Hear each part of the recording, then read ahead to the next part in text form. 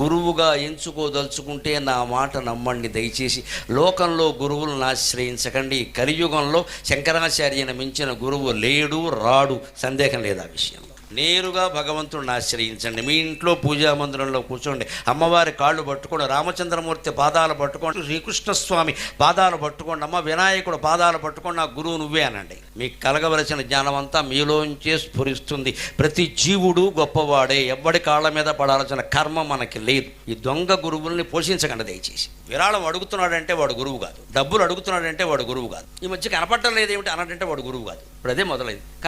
కనపడకపోతే ఏమైంది నీకు? అడగకూడదు. అడుగుతున్నాడంటే అందరు రావాలని కోరుకుంటున్నాడు, పోగేసుకుంటున్నాడు ఆయన ముఠా. ఈయన గురువు ఏమిటండి అర్థం లేకుండా. ఎప్పుడు వచ్చేవాడు మానేస్తాం, నీకు అనవసరం. అడుగుతున్నావంటే నువ్వు నేను రావాలని కోరుకుంటున్నావు, నువ్వేం గురువు అయ్యా? ఇలాగ తయారయ్యారు. అందుకే నేను మొహమాటం లేకుండా చెబుతా. గురుస్త్వం, గురు అమ్మవారే. శివస్త్వం, శివుడు ఆవిడే. శక్తిస్త్వమేవ. గురు శిష్యుల మధ్యలో ఉండే బోధనా శక్తి కూడా ఆవిడ.